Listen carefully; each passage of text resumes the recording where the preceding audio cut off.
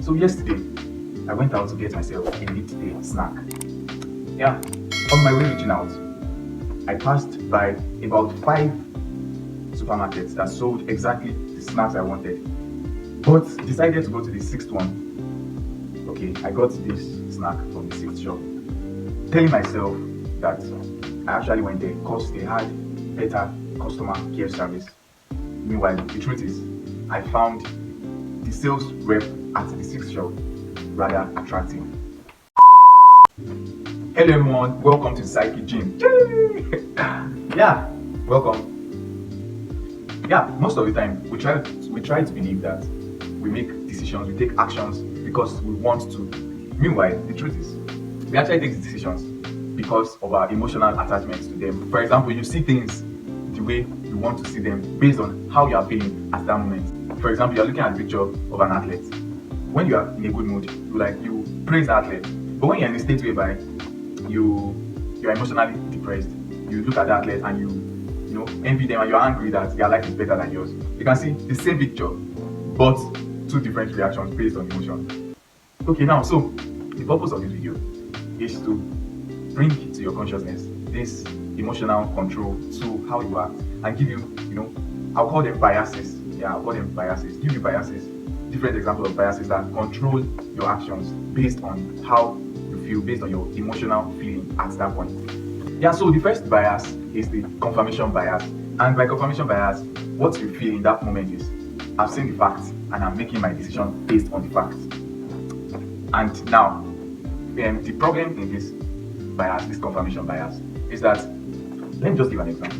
When you ask several friends for example, for advice, yeah, I meant to say advice. You ask several of your friends for an advice on the matter.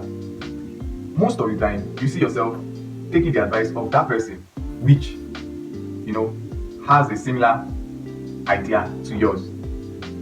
But you tell yourself that, okay, this is best advice. But meanwhile, that was the advice that suited, that was the one that suited your ego. That was the one you actually wanted to hear. And if you didn't ask 3 friends or 4 friends, maybe it was just one person, you see yourself taking a decision opposite that person's decision if that was not what you actually wanted to do. Yeah, so that is the confirmation bias in play. Now, the next bias is conviction bias. Yeah, what happens in the conviction bias, you might ask? The thing is, you feel that the fact that you know something, that thing has to be true. That's why you see several people experiencing the same occurrence, but having different accounts to the story, different accounts of the story, and each believe he or she is saying the right thing. So who are you to believe? That's the conviction bias in play. Now, the next bias is the appearance bias. Okay, the appearance bias is very funny. You feel you are looking at something and you are accepting that thing for what it is. So you look at the person. At least, do you know that you look at a good-looking man and a not so good-looking man? You believe that this good-looking man is more patriotic, is more welcoming, is nicer. That's what you believe just looking at him. While the not so good-looking man, you see him as someone very wicked. You see him as a thief. You see him as someone dangerous. And that's what we call the halo effect. So this halo effect now makes you feel that the person that is rich became rich because he has good, he does good deeds. While the person that is poor because he or she does bad deeds. And that is just the appearance bias, taking play. We believe we are doing this based on logical thinking. Meanwhile, just our emotions taking effect. Alright, now the next bias I'm going to talk about is the group bias. Now, the group bias, someone with the group bias will say, I am not a conformist. I don't conform to the ideas of the group. Yeah.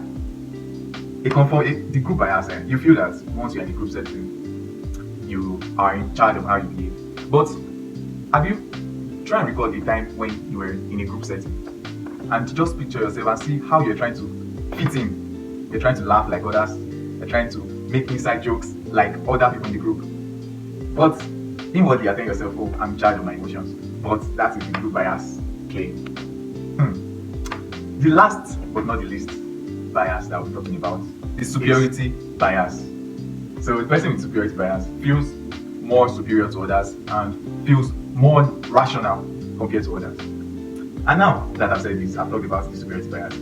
in your mind, you'll be feeling, oh, I'm not like this, I don't judge people. That's a wicked way to see life. Nobody is superior to others. But at one point or the other, you will have found yourself judging people, whether in a big light or in a smaller way. You judge someone. Yeah, so the superiority bias is another way, is another bias that controls our actions, even though we feel we're in absolute control. Alright, now that I've talked about these biases and how in different ways our emotions control our actions, control our fate. So what is the thing to do, you might ask? How can I be in control of my actions and also in control of my emotions, you might also ask? Just click on this next video and I will give you ways you can, take charge of your emotions and be more rational and more in control of your actions.